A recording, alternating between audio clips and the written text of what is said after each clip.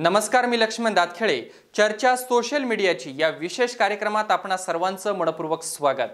जुन्नर तालुक्यात सध्या social media post प्रकरण गाजत आहे। आमदार शरददादा सोनवणे यांच्या कार्यकर्त्यांनी राष्ट्रवादी काँग्रेसचे अध्यक्ष व पक्षाची बदनामी केली अशी तक्रार पुणे जिल्हाध्यक्ष जालिंदर कामठे यांनी जुन्नरच्या उपविभागीय पोलीस अधिकारी जयश्री देसाई यांच्याकडे केली आहे। या तक्रारीनंतर जुन्नर तालुकाध्यक्ष पांडुरंगजी पवार व महाराष्ट्र राज्य राष्ट्रवादी युवक काँग्रेसचे उपाध्यक्ष अतुलजी बेनके यांनी नारायणगाव या ठिकाणी पत्रकार परिषद घेऊन सोशल मीडिया प्रकरणाची सविस्तर माहिती दिली। नेमके काय आहे हे प्रकरण सुरुवातीला पाहूया। विद्यमान आमदार शरद सोनवणे यांच्या कार्यकर्त्यांनी राष्ट्रवादी काँग्रेस पक्षाच्या संघटनेमध्ये संभ्रम निर्माण करणारी एक बातमी व्हॉट्सअपवर व्हायरल केली। मला आपला माणूस आपल्या आघाडीच्या कार्यकर्त्यांना हे सांगायचे की तुम्ही नक्की हे फक्त खोट्या बातम्या पसरवत हे वेळ घालवतात। यांनी यांचा तालुका अध्यक्ष नेमावा, यांचं युवक अध्यक्ष नेमावा, संघटना यांनी वाढवावी, हे तर कुठं काय करताना दिसतच नाही। ते फक्त 2000-1000 कोटीचे आकडे सांगतात। प्रत्यक्षामध्ये कुठलं काम तुम्ही दाखवा नाही का? तालुक्यामध्ये एखादं 10 कोटीचे केलेलं एखादं काम दाखवा ना त्यांनी, हे कामाची कॉस्ट 10 कोटी रुपयाचे हे काम झाले। संतापजनक गोष्ट, एकदम केविळवाणी हा प्रकार शरद सोनवणेच्या कार्यकर्त्यांनी जो केलेला आहे तो अत्यंत खोटा आहे। विद्यमान आमदारांनी खोटरडेपणाने व त्यांच्या कार्यकर्त्यांनी हे संभ्रम निर्माण करण्यासाठी हे कृत्य केलेलं आहे। वारंवार त्यांच्या कार्यकाळामध्ये अशा प्रकारचं कृत्य त्यांचे कार्यकर्ते करताना आपल्याला दिसून येत आहे। मग शिवसेनेचं त्यांना आमंत्रण आहे, भाजपचं आहे आणि आता सध्या राष्ट्रवादी काँग्रेस पक्षाचं पण आहे असं त्यांनी सांगितलं। ते पुसून टाकण्यासाठी आम्ही ही पत्रकार परिषद घेतलेली आहे। दुष्कृत्य करणाऱ्या कार्यकर्त्यांवर पोलीस अधिकाऱ्यांनी योग्य ती कायदेशीर कारवाई केली पाहिजे, ही आमची राष्ट्रवादी काँग्रेस पक्षाची मागणी आहे। तर आपण पाहिले सोशल मीडियाच्या या प्रकरणाची सविस्तर माहिती। या प्रकरणामध्ये आमदार शरददादा सोनवणे यांच्या कार्यकर्त्यांनी राष्ट्रवादी काँग्रेसची बदनामी केली अशी माहिती पांडुरंग पवार व अतुल बेनके यांनी दिली। याच विषयावर राज्यातील मनसेचे एकमेव आमदार शरददादा सोनवणे यांची नेमकी काय भूमिका आहे हे जाणून घेतले आहे आपला आवाजचे मुख्य संपादक अतुलजी परदेशी व निवासी संपादक पवनजी गाडेकर यांनी आपल्या आजच्या चर्चा सोशल मीडियाची या विशेष कार्यक्रमात। तर पाहूया चर्चा सोशल मीडियाची।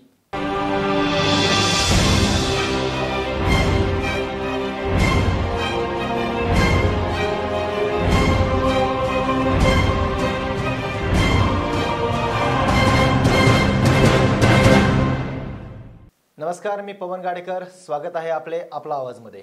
आपण चर्चा करणार आहोत सोशल मीडियाच्या बाबतीत। मागील काही दिवसांपूर्वी सोशल मीडियावरती एक पोस्ट व्हायरल झाली होती।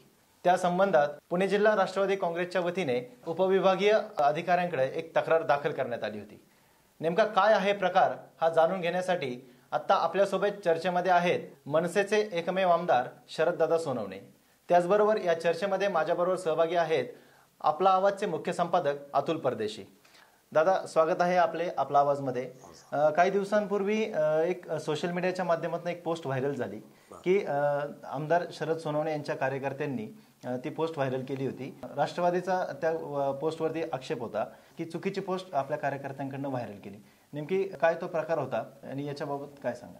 मला ही पोस्ट आता मी खरं तर 15 दिवस या तालुक्यामध्ये आपल्याला होतो, तर मला इथं आल्यानंतर कळालं की असा काही प्रकार घडलेला आहे। सोशल मीडियाच्या बाबतीमध्ये काही कार्यकर्त्यांनी आपलं म्हणणं मांडलं आणि त्या म्हणण्यावर आक्षेप नोंदवला गेला राष्ट्रवादीकडून। आणि जुन्नर तालुक्याच्या राष्ट्रवादीच्या कार्यकारिणी बैठक घेतली, त्याच्यामध्ये अतुल बेनके बोलले, अध्यक्ष पांडुरंग पवार साहेब बोलले, हे मी पाहिलं, ऐकलं, आता समजून घेतलं। सूरज वाजगे तरुण युवक नेते ते बोलले। प्रश्न असा आहे, लोकशाहीचा अर्थच आपण खरं तर सर्वांनी समजून घेतला पाहिजे। खाली तळागाळामध्ये जे कार्यकर्ते काम करतात ते त्यांचं मत आहे। त्यांना असं वाटलं की मधल्या काळामध्ये शरद सोनवणेंनी पवार साहेबांच्या 75 वर्ष पूर्ण झालेल्या त्या अभिनंदन असलेल्या सोहळ्याला विधिमंडळामध्ये सगळ्यात चांगलं भाषण केलं आणि त्याची स्तुती सुद्धा झाली। आणि त्या माध्यमातून मी दिल्लीला पवार साहेबांची भेट सुद्धा घ्यायला गेलो। लोकशाहीचा अर्थ असा आहे की जेवढे युग पुरुष म्हणून काम करणारी मंडळी आहे, म्हणजे पूर्वी जसे इंदिरा गांधी होत्या, यशवंतराव चव्हाण होते, हल्लीच्या काळामध्ये बाळासाहेब ठाकरे होऊन गेले, किंवा आता शरद पवार साहेब आहे, पार्टी राष्ट्रवादी असेल पण शरद पवार सर्वांचे आहेत. पार्टी शिवसेना असू शकते पण बाळासाहेब सर्वांचे आहेत. छत्रपती शिवराय स्वराज्याचे आहेत, सर्वांचे आहेत. डॉक्टर बाबासाहेब सर्वांचे आहेत. महात्मा ज्योतिबा फुले सर्वांचे आहेत. ते आमचे आहेत आणि मग त्यांच्याबद्दल तुम्ही काय बोलू नका. त्यांच्याबद्दल त्यांनी समजा शरद सोनवणेला बोलवले असं त्या व्यक्तिगत स्वतंत्र व्यक्ती असलेल्या माणसाला, कार्यकर्त्याला वाटलं म्हणून त्याची त्यांनी मनाने लिहिलं म्हणून ती लोकशाही आहे. आपण पाहतो की खाली पारावर बसलेली मंडळी असतात. कालपर्यंत मोदी साहेबांबद्दल म्हणत होते चांगलं, आज म्हणतात काही वेगळं, परत उद्या काय म्हणतात वेगळं, परत म्हणतात चांगलं. चांगली वाईटची चर्चा म्हणजे लोकशाही आहे आणि हे खाली मत आहे जनतेचं. पण तुम्ही त्यांच्यावर तक्रार करायला निघाले तर तक्रार नाही, गुन्हा नोंदवा असं म्हणताय. कुणावर गुन्हा नोंदवताय? शिवभूमीतल्या असलेल्या स्थानिक भूमिपुत्रावर गुन्हा नोंदवा निघाले तुम्ही. का ते शरद दादाला मानतात म्हणून काय ते तुमचे नाहीत? त्या शिवभूमीचे नाहीत? ह्या मातीचे ते. सोनवणे ह्या मातीतले आहेत, तांबे ह्याच मातीतले आहेत, आवटी ह्याच मातीतले आहेत. कालपर्यंत त्यांनी तुमच्यासाठी काम केलं ना. मी मुंबई न्यायच्या आधी या लोकांनी तुमच्यासाठी किंवा यांच्या कुटुंबाने कालपर्यंत बेनके कुटुंबासाठी गेल्या 40 वर्षात कुठं ना कुठं काम केलं असेल ना. मग आज एखादी गोष्ट समजा त्यांनी मांडली की बाबा शरद पवार साहेबांना शरद सोनवणे भेटीला गेले किंवा त्यांचं कौतुक झालं न झालं, मी म्हणतो चुकीचा बोलला असेल, बरोबर बोलला असेल, त्याची शहानिशा भाग नंतर. पण पवार साहेबांचा अवमान होईल असं काही कोणी बोललेलं नाही. पवार साहेब हे उंचीचे नेते आहेत. आपल्याला ते दैवत आहेत महाराष्ट्राला सर्वांना. बाळासाहेब ठाकरे उंचीचे नेते आहेत. असं कधी होत नाही. मत मांडणारा, स्वतःचं मत देणारा माणूस किंवा लिहिणारा माणूस हा आता इतका इंडिव्हिज्युअल झाला आहे. तो काय आम्हाला विचारून लिहितो का 5 लाख लोक माझी जनता आहे की 5 लाख लोक जनता शरद सोनवणेला विचारून एखादी पोस्ट करणार आहे का? शरद सोनवणेचे कार्यकर्ते शरद सोनवणेला विचारून हे करतात. मला विचारून काय केलंय? बरं काय केलं ते वाईट काय केलं? बरं उद्या राष्ट्रवादीने उद्या मला पाचारण केलं आणि खरोखर तुमच्या पक्षवाढीसाठी माझी खालीचा वाटा येत असेल तर तो स्वीकारा. बरंच मला तिकीट नका देऊ, एका बाजूला ठेवा. तुम्ही आमदार व्हायचे ते स्वप्न पहा, मी तुमचं काम करेल. पण त्याच्यासाठी तुम्ही गुन्हे नोंदवायला निघाले एका खुर्चीसाठी. स्वतःच्या मतलबासाठी, स्वतःच्या स्वार्थासाठी तुम्ही या शिवभूमीतल्या स्थानिक भूमिपुत्रावर गुन्हा नोंदवायला निघाले. गैर आहे. मी 12-13 वर्ष अतुलजी काम करतो या तालुक्यामध्ये. कुठल्याही कार्यकर्त्यावर तक्रार नोंदवा, कुठल्याही कार्यकर्त्यावर पोलीस स्टेशन केस नोंदवा अशी भावना माझ्या मनामध्ये कधीही आली नाही, येणार नाही. मधल्या काळामध्ये माझ्या पिंपळवणीचा रस्त्याचा विषय माझ्या गावातला, माझ्या वाडीतला, माझ्या वस्तीतला अजित दादा पवारांच्या व्यासपीठावर माहिती न घेता वक्तव्य करणारे अतुलजी बेनके, माफी मागणारे अतुलजी बेनके. मला हे कळत नाही तुम्हाला का सहन होत नाही. माझ्यासारखा सरळ आणि सर्वसामान्य माणूस आमदार झाला, तुम्हाला का सहन होत नाही, का पचनी पडत नाही? ठीक आहे, 2009च्या तिकिटीचा गोंधळ झाला, माझी तिकीट कापली म्हणून मी नुसता घरी बसलो तरी तुमच्या वडिलांना माझं सहकार्य कळत न कळत झालं, ते आमदार झाले 2009ला. हे तुम्ही विसरले का? तुमचं कर्तृत्व काय त्यात? अतुलजी बेनकेंचं कर्तृत्व काय? वल्लभ शेठ बेनकेचं नाव बाजूला करा आणि मग यांना हे स्पर्धेत तरी राहतात का मला फक्त सांगायला या. तसं माझं नाही हो. मी हाडाचा असलेला सेवक आहे.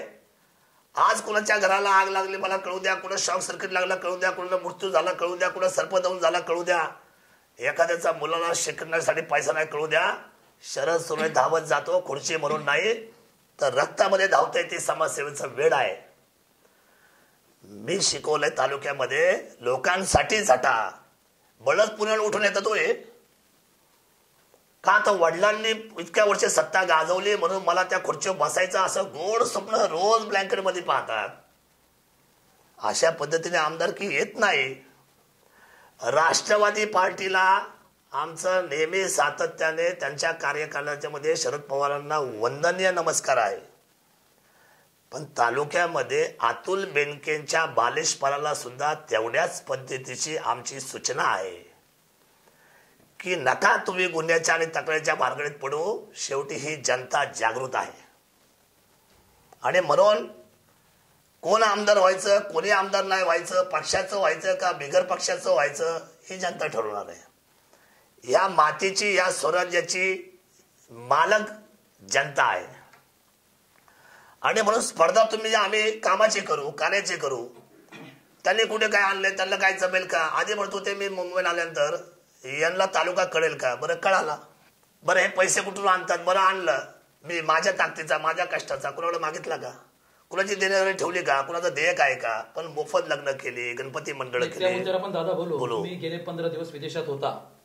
तुम्ही आपला आवाजची ती बातमी पाहिली असेल की ज्या ठिकाणी नारायणगाव या ठिकाणी राष्ट्रवादी काँग्रेसच्या पांडुरंग पवार असतील, अतुलजी बेनके असतील यांनी त्या सोशल मीडियाच्या पोस्ट संदर्भात पत्रकार परिषद घेतली. आपण आपल्या आवाजची ती बातमी पाहिली आहे.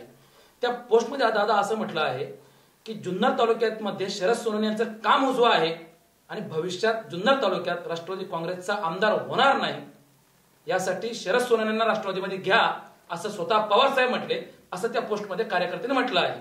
आपण कसा पाहता याकडे? कार्यकर्त्याचं मत आहे. कार्यकर्ता हा असा माणूस आहे हो, तो कायम मध्ये. ज्यांनी माझा आज झेंडा, काल झेंडा घेतला ना, तो मला काल चांगलं म्हटलं तर आज मला चांगलं म्हणेल याची काही गॅरंटी नाही. कारण तो कार्यकर्त्याचं मत असतं. ते मत मतांतर होत असतं. आज असं म्हटलंय, उद्या तसं म्हटलंय, उद्या काय म्हटलंय, परत परवा काय म्हटलंय, हे होत राहणार. सरळ जनता ही, भोळी आहे, राजकारणी जनता नाही ही तालुक्यातली, मत मांडणारी जनता आहे. लोकशाही आहे, व्यक्ती स्वातंत्र्य आहे, जनता मत मांडू शकते. कार्यकर्त्याने एका दैनिकाचं किंवा एका ठिकाणी ही बातमी प्रसिद्ध झालाय असं त्याला खुलासा दिला, असं त्याला हवाला दिलाय. नाही असं आहे, कार्यकर्ता हा बोलणारा आणि भनभंकडपणे काही बोलणारा कार्यकर्ता तो कार्यकर्ताच आहे. मग तो कुठल्याही पक्षाचा असो, ह्या मातीतला आहे. पण माझं म्हणण्याच्या पेक्षा आपल्याकडे आहे, राष्ट्रवादीचा आमदार होणार नाही किंवा शिवसेनेचा आमदार होणार नाही अशातल्या काही गोष्टी नसतात लोकशाहीमध्ये. पहिलं जे मतदान येतं ना, ठरतं ना लोकांच्या मनात, ते पहिल्यांदा त्या छबीचं ठरतं, त्या उमेदवाराचं ठरतं. मग तो उमेदवार कोण उभा केला राष्ट्रवादीने? राष्ट्रवादीचा आमदार होईल ना जर अतुल बेनके सारखा एक कमी वयाचा मुलगा बाजूला जर केला आणि अनुभवातले 40 वर्षाचे त्याचे जे पुठडीतले जे हिरे जे बेनके साहेबांवर काम करतो त्यातल्या कोणाला जर तिकीट दिली तर एखादाच माझा पराभव होऊन राष्ट्रवादीचा आमदार होऊ शकतो ना या तालुक्याचा, राष्ट्रवादीचा. पण बेनकेच व्हायला पाहिजे. हा अट्टा फक्त बेनकेच करतात ना, हा अट्टा जनता करताना कुठे दिसत नाही. मी त्यांची मुलाखत ऐकली. जिल्हा परिषद पंचायत समितीला त्यांना कोणी स्वीकारलं नाही ना स्वीकारलं. बिगर पैशात कसे स्वीकारतील?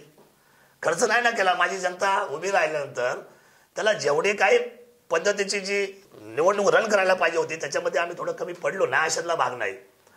पण भ्रष्टाचाराचा चेहरा काय आमचा, माझ्या कुठल्या उमेदवाराचा? कुठेही भ्रष्टाचार नाही. या सगळ्या 40 वर्षाच्या पक्षाची आम्ही फाईट दिली. आनंद एवढाच आहे. आणि मला असं वाटतं जिल्हा परिषद पंचायत समिती नगरपालिका नाही दिली तर हे दुःख मला अंत करणार याच्यासाठी की मला विकासासाठी मला ही सत्ता पाहिजे होती. नाही मिळाली तर आम्ही अजूनही त्याच्यासाठी संघर्षात राहू. कारण ती मिळाली तर जसं दिलीप वळसे पाटलांचं खूप सुंदर काम आंबेगावमध्ये उभं राहिलं. दिलीपराव वळसे पाटील खरोखर एक गुणात्मक दृष्टीने एक उजवे नेते आहेत. मी त्यांना 30 वर्ष पाहतोय आणि मी म्हणून त्यांचे 90% गुण मी हेरल्यामुळं मी या तालुक्यामध्ये खूप संयमाने काम करायला विकासाच्या दृष्टीने आलेलो आहे. जे चांगले त्याला चांगलं म्हटलं पाहिजे का, ते राष्ट्रवादीचे नाही का? पण बेनकेंची आणि पाटलांची, दिलीप पाटलांची तुलना लांबवर होऊ शकत नाही. मी व्यक्ती बोलतोय, मी पक्षावर बोलत नाही. तुम्ही आता एक मुद्दा मांडला की झेडपी नगरपालिका ह्या ज्या काही निवडणुका झाल्या या पैशांवर झाल्यात, तुम्ही कुठेतरी पैशांमध्ये कमी राहिलात, समोरच्याने पैसे जास्त वाटले म्हणून ते विजयी झालेत असं तुम्ही मांडताय तुमचं एक समीकरण. नियोजन जे काय असेल ते नियोजन. मला हे सांगा की या आधी आता ज्या विधानसभेच्या निवडणुका झाल्या ज्यात आपण आमदार झाला, या आमदारकीला जाता आपण तेव्हाही सांगितलं की मी पैसे वाटले नाही, आपण पैसे वाटण्याच्या विरोधात आहात. तेव्हाही सांगितलं गेलं की समोरच्या लोकांनी खूप काही पैसे वाटले. मग त्यावेळेला तुम्ही पैसे न वाटता आमदार झालात. मग ह्या वेळेला तुम्ही पैसे न वाटता तुमचे उमेदवार विजय करू शकले नाही. यात नियोजन तुमचं कमी पडलं का त्या उमेदवाराचं कमी पडलं? नाही, थोडं नियोजन कमी पडलं आमचं, उमेदवाराचं नाही. उमेदवाराकडे 2 गोष्टी आहेत. मी उमेदवारी म्हणून लढणं तर माझ्या त्याच्या पाठीमागं 12 वर्ष लोकांनी मला पाहिलेलं आहे फिरताना, तपश्चर्या आहे. माझं अनेक अंगाने योगदान वेगळं वेगळं आहे आणि ते मला परमेश्वराने ते गॉड गिफ्ट दिले की तुम्ही मदत करा, तुम्ही याला उभं करा, त्याला सहकार्य करा. हे करत गेल्यामुळे ती छबी बनली, सहज बनली आतून. पण ह्या बाकीच्या छब्या लोकांनी समजून न घेता त्याच्यामध्ये थोडासा पक्षाचा विषय बलाढ्य आला, नियोजनाचा विषय आला आणि थोडं स्वीकारण्यामध्ये गडबड झाली. पण मात्र विकासाच्या बाबतीमध्ये जे स्वप्न मी घेऊन उतरलोय त्याच्यामध्ये मात्र स्थानिक स्वराज्याला फरक पडतोय आणि तो पडणार आहे. मी दिलीप पाटलाचं उदाहरण यासाठी दिलं, पालकमंत्री जेव्हा अजितदादा होते, मंत्री ज्यावेळेला दिलीप पाटील होते आणि ज्यावेळेला खालची पंचायत समितीचे सभापती जेव्हा दिलीप पाटलांच्या विचाराचे होते, जिल्हा परिषदेचे सर्व सदस्य जेव्हा दिलीप पाटलांच्या विचाराचे होते, त्या संपूर्ण असलेल्या एका कनेक्टिव्हिटीने संपूर्ण आंबेगाव विकासाच्या दृष्टीने पटकन निघून गेला पुढे. मी ते स्वप्न पाहिलं गैर नाहीये, म्हणून माझी अपेक्षा विकासाच्या दृष्टीने लोकांनी मला इतकं वर्ष तुम्ही पारंपरिक राष्ट्रवादीला स्थानिक स्वराज्य संस्था देतच आलेले आहात, काय फरक पडला तुमच्या आयुष्यामध्ये? जुन्नर शहर काय फरक पडला तुम्हाला? आणि आज लोक मला दबक्या आवाजाने जुन्नर शहराचे म्हणतात, साहब गलती हो गई, एक ये टाइम का मौका तुमको देना चाहिए था. आता मौका निघून गेला तर कुठला मौका मिळणार? आणि म्हणून जी दुरुस्ती व्हायला पाहिजे, मी म्हणतो मी एक संधी मागतोय, जशी आमदारकी माहिती. आता आमदारकीचं माझा 2.5 वर्षाचा स्पेल संपलेला आहे, 2.5 वर्षाचा बाकी आहे. मी निवडून आल्यापासून यांची घाई, हे काहीच करू शकत नाही. अरे मग आज जनता मते हेच काय तरी करू शकतात, हे मी नाही म्हणते. त्यांचं आणि मत माझं बाजूला राहू द्या, कारण आम्ही स्पर्धक आहोत. जनतेचं मत काय आहे ते फार वेगळं आहे. आम्ही कोटीच्या गप्पा करत नसताना ते मला म्हणतात हे बोल बच्चन आमदार आहे. बरोबर, बच्चनचं नाव जोडलं म्हणजे मी सुपरस्टार झालो. बच्चनचं नाव जोडलं म्हणजे मी सुपरस्टार झालो ना. धन्यवाद अतुल बेनकेंना. बरोबर दादा, तुम्ही म्हणताय आता हा विषय सोशल मीडियाच्या माध्यमातून जी पोस्ट व्हायरल झाली त्याच्यामध्ये असा उल्लेख होता, आपणही आपल्या बोलण्यातनं विकास कामांच्या बाबत वळसे पाटलांबाबत बोललात, तर वळसे पाटलांनी सांगितलं की आंबेगाव तालुक्यापेक्षा जुन्नर तालुका विकासाच्या दृष्टीने फार अग्रेसर आहे. हे त्या पोस्टमध्ये त्यांनी व्हायरल केलं होतं. केलंय व्हायरल, पण विषय असा आहे, कार्यकर्ता जो आहे, मी नेहमी सांगितलं, त्याला बोलताना तो कुठला बेस आहे तो महत्वाचा नाही, ते त्याच्या भावना आहे. त्याला असं वाटलं बाबा काय 40 वर्षामध्ये त्यांनी एवढं दुर्दैव पाहिले बेनकेंच्या काळामध्ये, आणि अचानक मध्ये ते थोडेसे रस्ते तो पाहतोय, डेव्हलपमेंट पाहतोय. मग त्याला असं भास झाला की आंबेगावपेक्षा जुन्नर पुढे गेला की काय, असा त्याला भास झालाय. पण 4-5 टर्म मिळालेले दिलीप पाटलांना, जे त्यांच्या कष्टाची मंत्रिपदाची त्यांची व्याख्या त्यांनी जी दाखवली लोकांना विकासाची, त्यांना माझा सलाम आहे. पक्ष म्हणून नाही, मी व्यक्ती म्हणून सांगेल.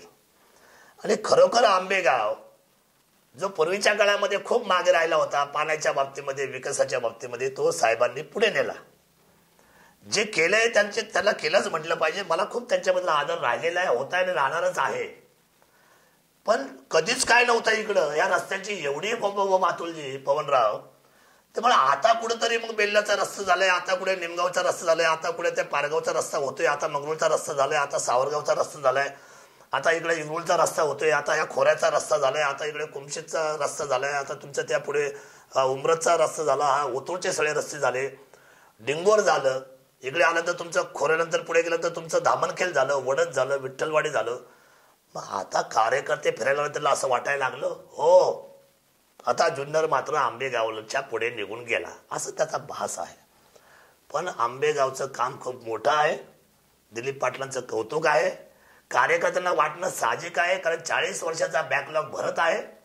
निश्चितपणे मला एक सांगावं लागेल, मी या राजकारणामध्ये मी फक्त सेवक म्हणून आलेलो आहे. पदासाठी, खुर्चीसाठी मला हे काय नवीन नाही.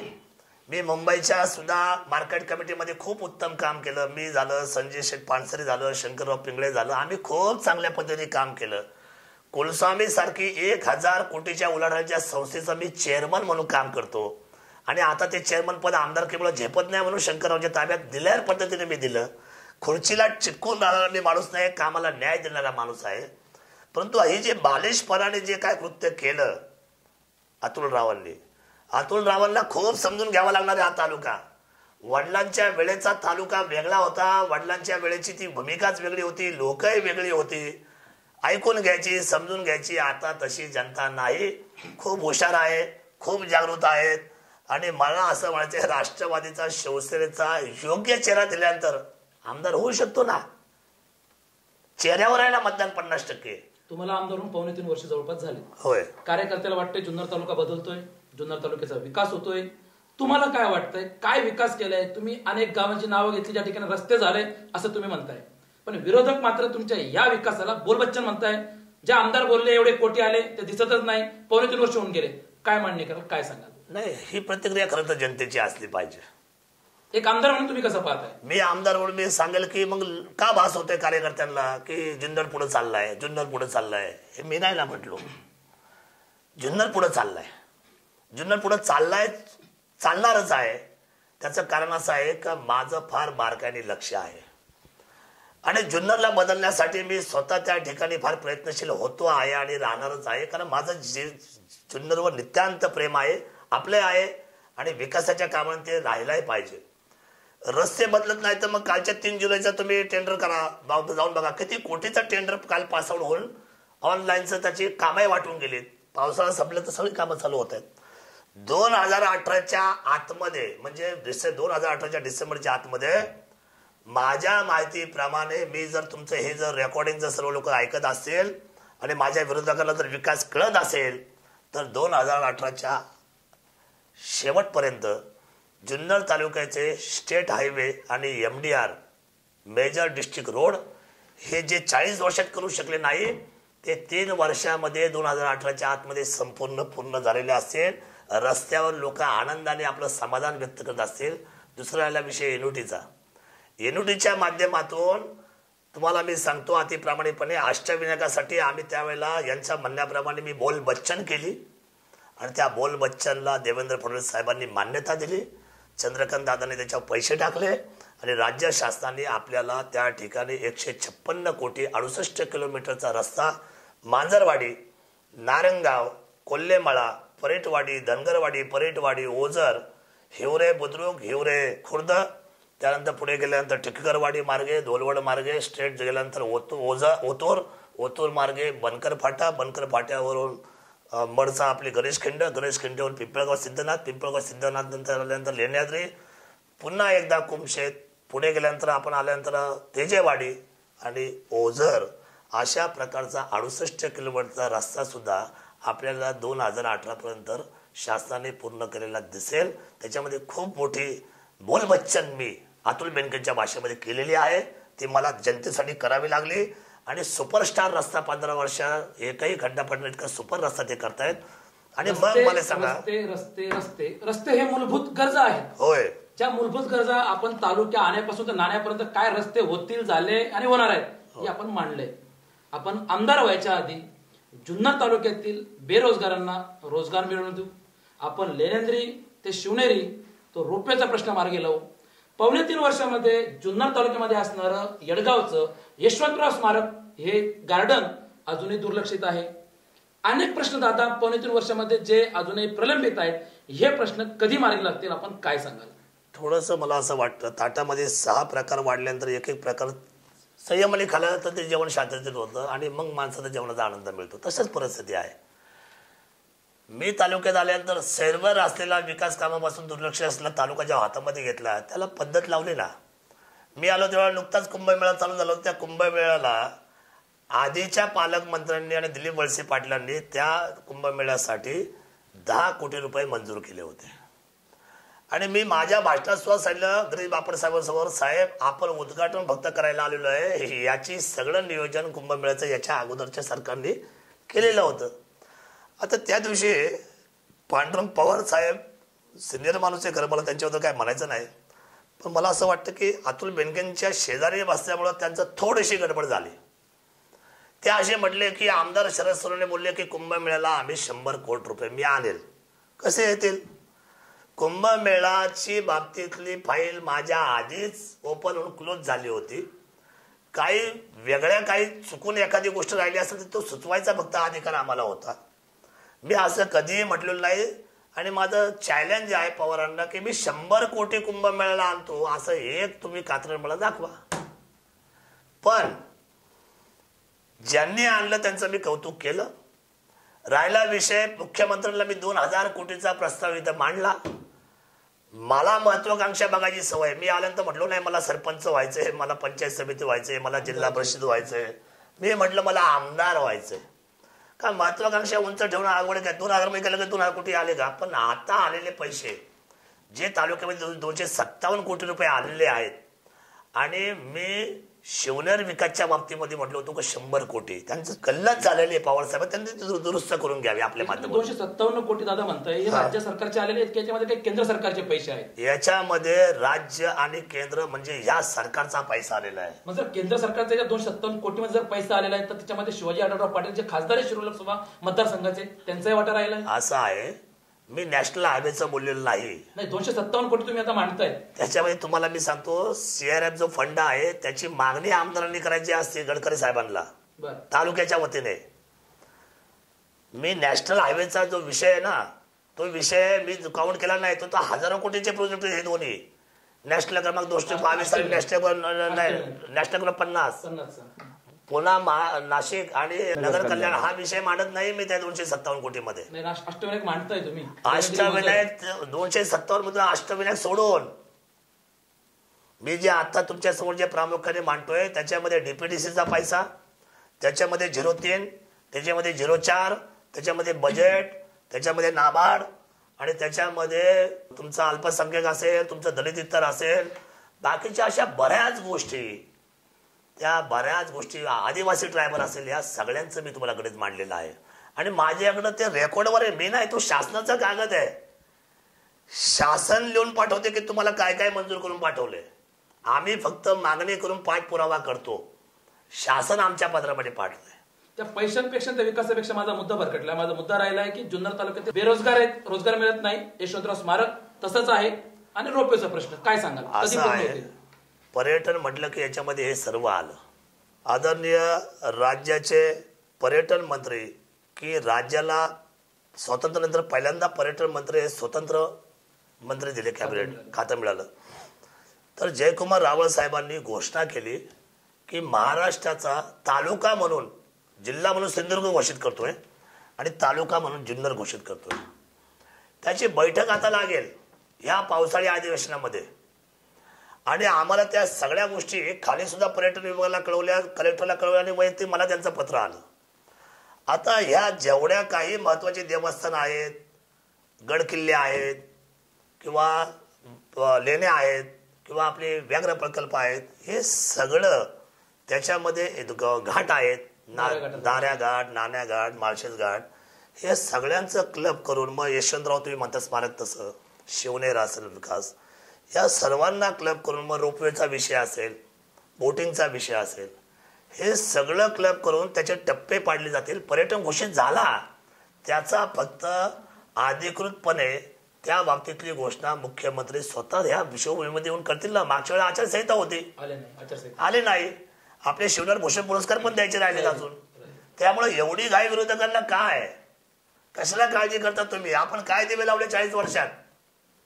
40 वर्षामध्ये आपल्याला कोण चांगला म्हणतंय का याचा विचार आपण करा. जनतेतला विषय सांगतोय मी तुम्हाला. कार्यकर्ते म्हणतील जवळचे, कारण जवळचे कार्यकर्ते हे जवळचं विश्व असतं.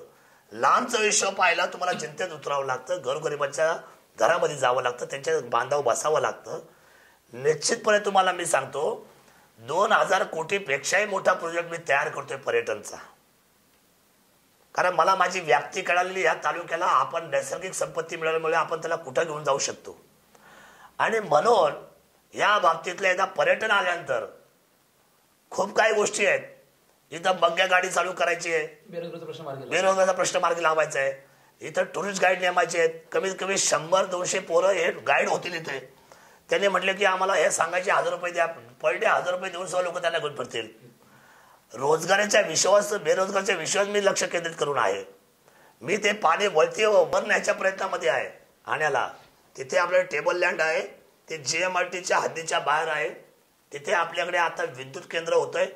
तिथं आपल्याला आता जमीन आहे.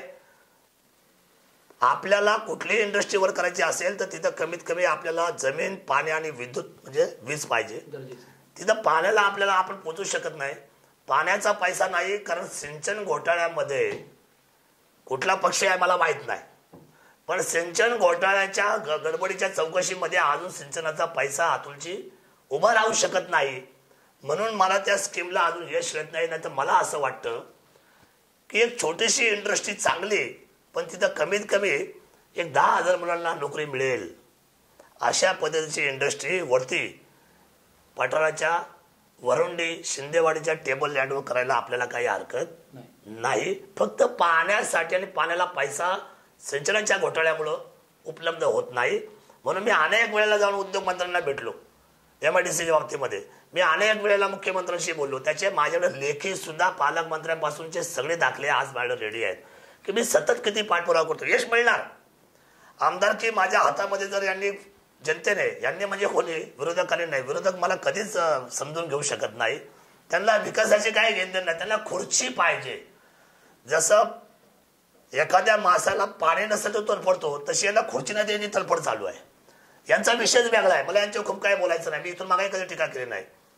पण मात्र एक निश्चित सांगेल, जर बऱ्यापैकी कार्यकाल जर माझ्या हातामध्ये दिला तर पर्यटन व्याघ्र प्रकल्प ज्याला मंजुरी आलेली आहे, राज्याची मंजुरी मिळाली, सेंटरच्या मंजुरीला गेलेले आहे. स्वतः महाराष्ट्र राज्याचे जे अधिकारी आहेत सुनील मुनगंटीवार साहेबांचे OSD त्यांनी याची मान्यता साहेबांच्या सैन्यावर पाठवलेली आहे. हे सर्वांना माहिती आहे. पेपर न्यूज होती, सगळ्या पेपरला ते आलेलं होतं. आधी हे म्हणायचे नाही नाही हो ते खेळलाच जाईल, हे म्हणायचे. यांना खेळची चिंता, तर यांना लोणावळ्याची चिंता, यांना जुन्नरचं काय नाही पडलं. नाही ना शरद सोनवणे करू शकत नाही. त्यांना भीती काय, शरद सोनवणे हे प्रोजेक्ट आणले. व्याघ्र प्रकल्प या ठिकाणी बिबट्या सफारी झाली. बिबट्या सफारी म्हणजे अतुलजी भारतातला एकमेव प्रोजेक्ट आहे हा बिबट्या सफारीचा. तो इथं जर आता आपण करायला घेतलाय, तो पूर्ण केला तर त्याची असलेली किंमत आणि असलेल्या पर्यटनाची किंमत माझ्या हिशोबाने 2000च्या पेक्षा आधीचाही मोठा प्रोजेक्ट या निसर्गरम्य असलेल्या माझ्या माळशेत, दाऱ्याघाट, नाण्याघाट आणि माझ्या शिवभूमीमध्ये प्रत्येक घरामध्ये नोकरी आणि प्रत्येक माणसाला काम आणि सक्षम असलेला माझा जुन्नर उभा राहिल्याशिवाय राहणार नाही. स्वप्न आहे. स्वप्न काय एका दिवसात पूर्ण होत नसतात. ही चर्चा अशी सुरू राहणार आहे. घेऊया त्या ठिकाणी एक छोटासा ब्रेक. पाहत राहा आपला आवाज.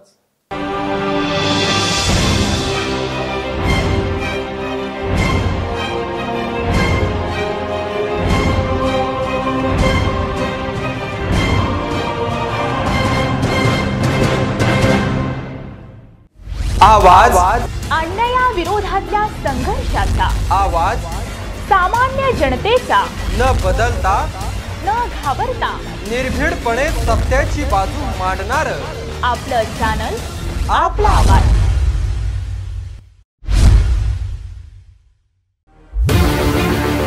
विचारांचा परिणाम होतो आणि क्षमतेचाही. नमस्कार, मी अतुल परदेशी. आपला आवाजमध्ये आपल्या सर्वांचं मनपूर्वक स्वागत. कारण क्षमताच ठरवते बातमी ओळखण्याची ताकद. सत्ता मिळवण्यासाठी प्रत्येक जण धडपड करत असतो आणि खऱ्या अर्थाने सुरू होतो तो संघर्ष. म्हणूनच विचार स्पष्ट, निर्णय अचूक. जुन्नर तालुक्यात झालेल्या जिल्हा परिषदेच्या एकूण 7 गटांमध्ये चुरशीची लढत झालेली आहे. आपला आवाज. राज्यातील शेतकऱ्यांच्या संपाचा आजचा दुसरा दिवस आहे. या दुसऱ्या दिवसामध्ये शेतकरी आक्रमक झालेले आहेत. का साथ सबका विकास म्हणून सत्तेत आलेलं भाजप सरकार आता तरी शेतकऱ्याचा सातबारा कोरा करेल का, असं त्या ठिकाणी म्हणावं लागेल. एक नवीन विचार जो बदल घडवेल. आपण देत असलेला पाठिंबा आणि आपल्या सर्वांच्या सहकार्यामुळेच आपला आवाज दिवसेंदिवस प्रगती करत आहे. जुन्नर तालुक्यात घडणाऱ्या प्रत्येक घटनेवरती आपल्या आवाजची नजर आहे. पाहत राहा आपला आवाज. हा तुमची साथ आमची. धन्यवाद. अतुल परदेशी, मुख्य संपादक, आपला आवाज.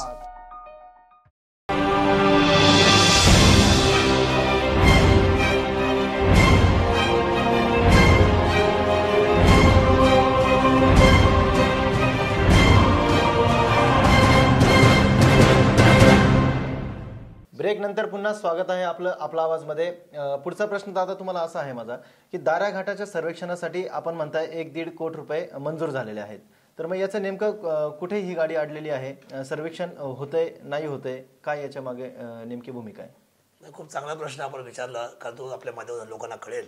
सर्वेक्षणासाठी आपण खूप प्रयत्न केल्यानंतर 1.5 कोटी रुपये त्याला शासनाने सर्वेक्षणासाठी टाकले. त्याचं ऑनलाईन टेंडरसुद्धा आलं मागच्या महिन्यामध्ये.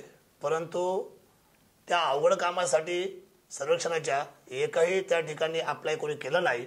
म्हणून ते टेंडर जसं आलं तसं माग गेला, तर ते पुन्हा टेंडर या पुढच्या महिन्यामध्ये येईल.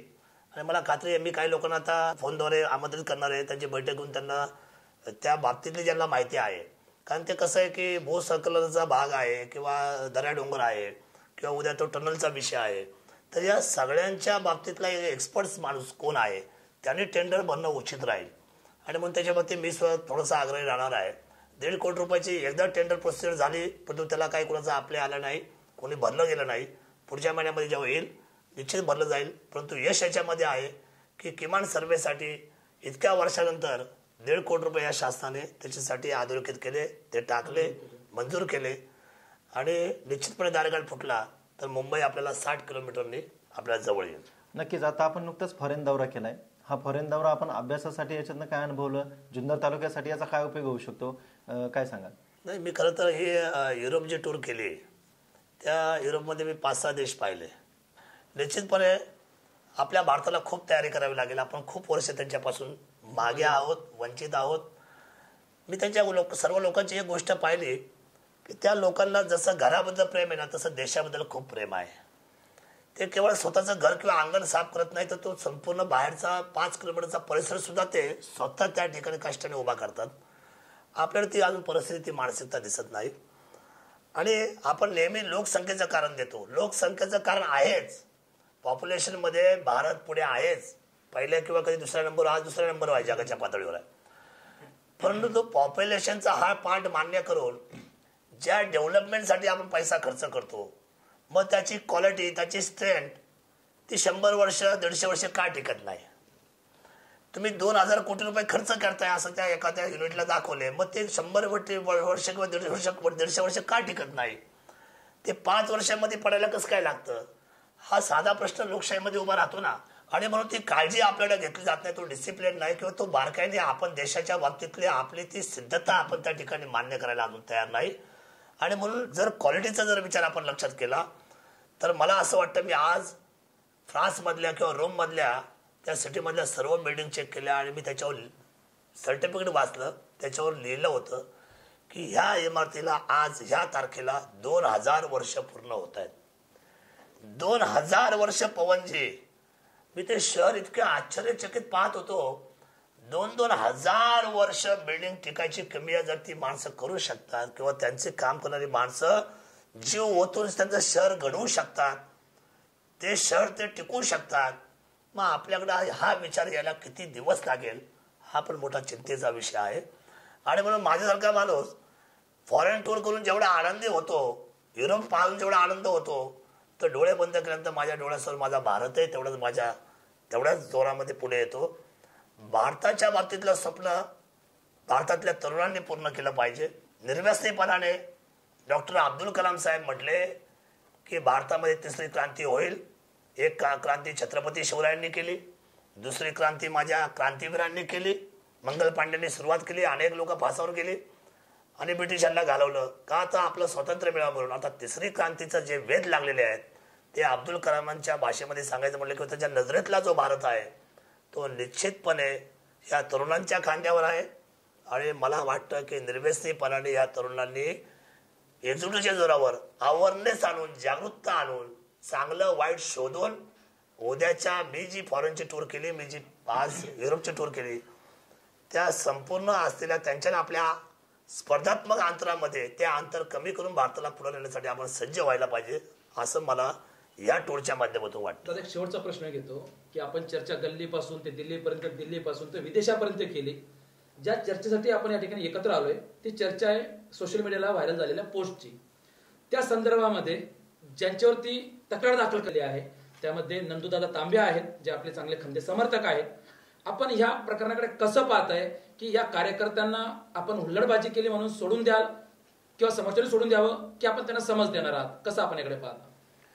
नाही, तांबे, सोनवणे, आवटी हा काय सोशल मीडियावर बोलणारा वागणारा काय, हा एवढीच 3 माणसं अशातला काय भाग आहे.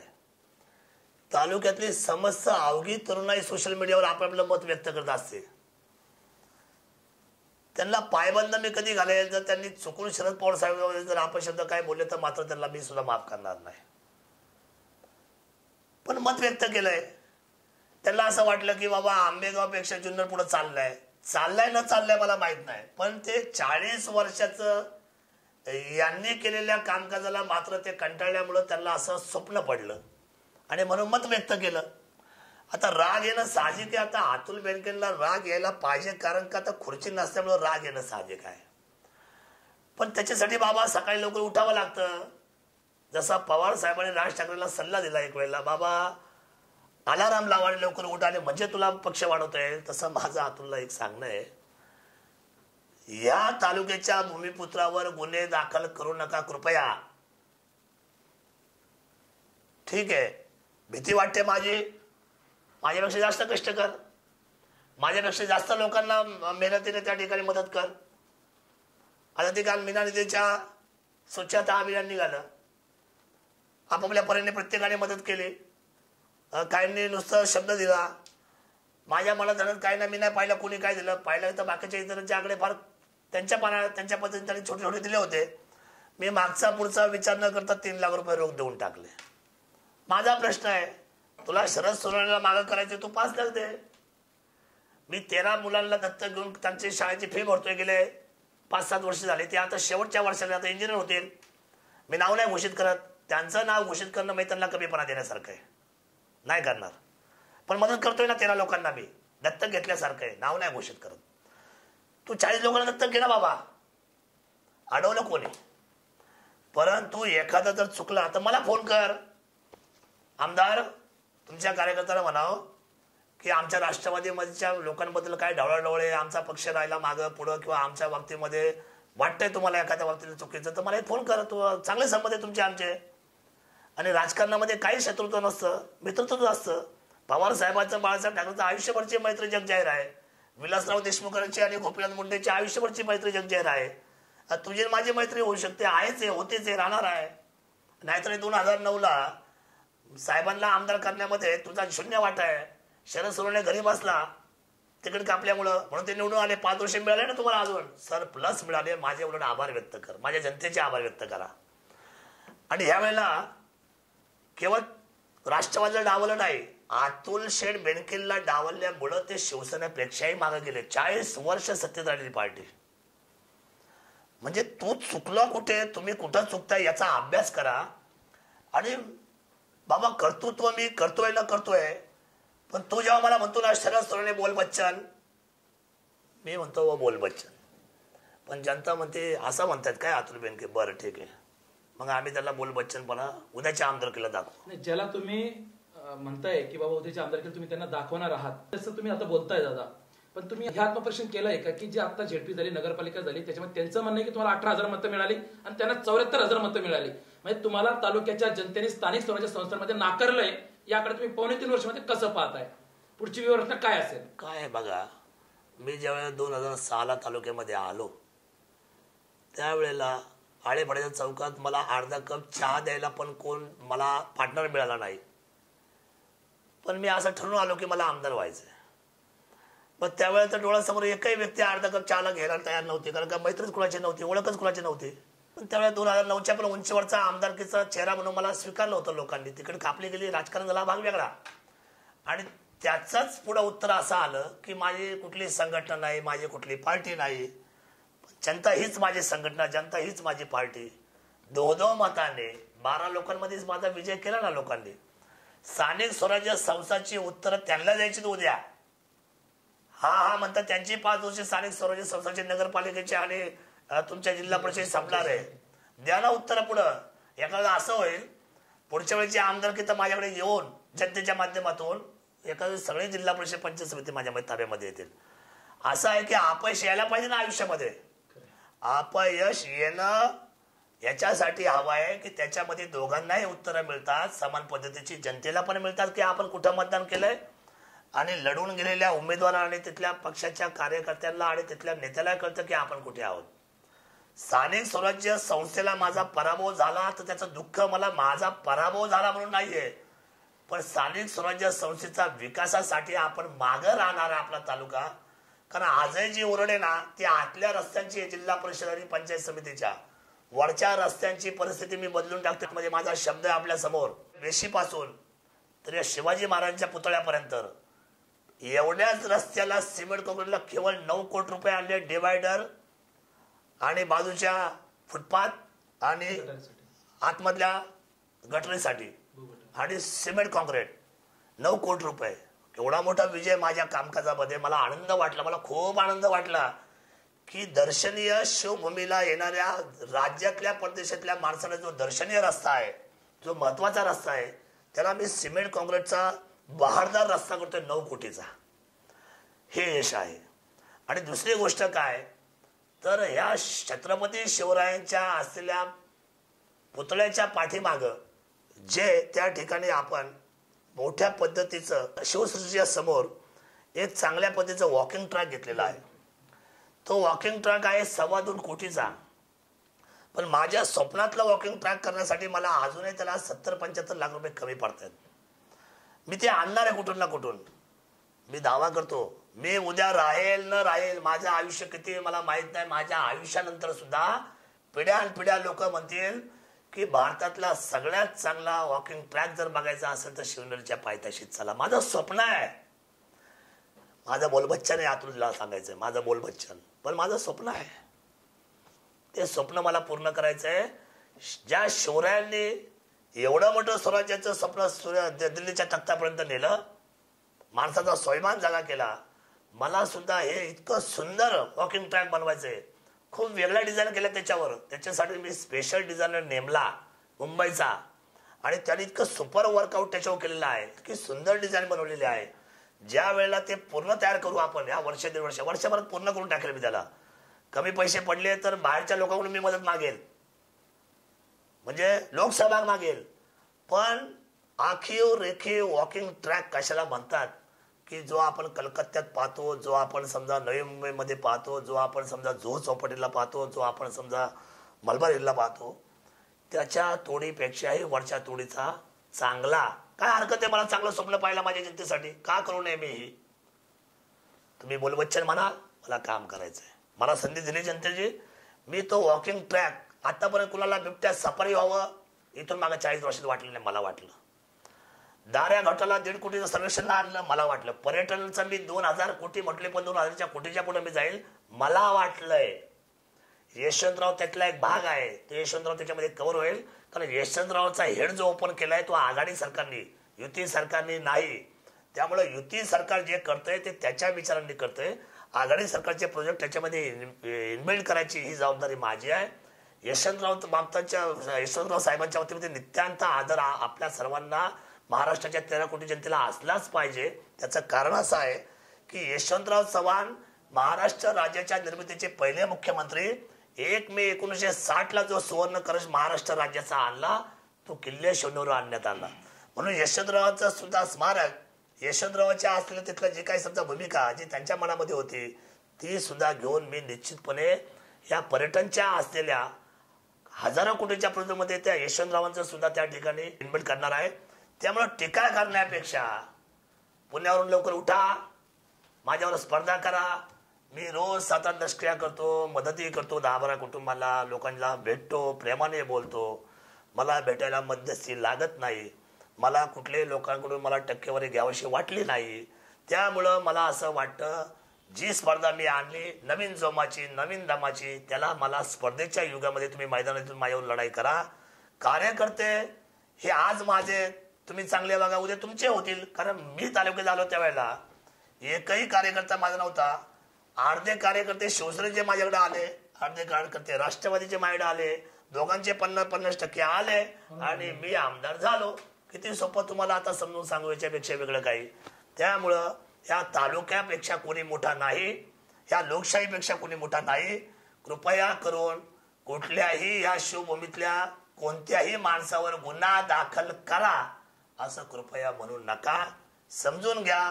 काही चुकलं असेल मला सांगा, मी कार्यकर्त्यांना सांगेल की बाबा चला हे आवडत नाही ना, ते तुम्ही पोस्ट करू नका. याच्यापेक्षा वेगळं अजून काय असलं पाहिजे लोकशाहीमध्ये? एवढी माझी आपल्या माध्यमातून तालुक्याचा आमदार या नात्याने, भूमिपुत्र या नात्याने, आपला माणूस या नात्याने माझी सर्व राजकीय मंडळीतल्या राजकीय दरबारामध्ये माझ्या सर्व नेत्यांना ही विनंती राहील. आपल्या आवाजच्या समोर, आपल्या माध्यमातून ही निश्चितपणे विनंती राहील. तर ही रंगलेली चर्चा सोशल मीडियाच्या गैरवापरापासून तर जुन्नर तालुक्याच्या पर्यटनाबाबत ही रंगलेली चर्चा, देशापासून ते परदेशापर्यंतची चर्चा आपण ह्या शरददादा सोनवणे यांच्या माध्यमातून ऐकलेली आहे. धन्यवाद दादा, आपण आपला आवाजच्या स्टुडिओमध्ये आलात आणि रोखठोक चर्चा केली. पाहत राहा आपला आवाज, हाक तुमची, साथ आमची. धन्यवाद.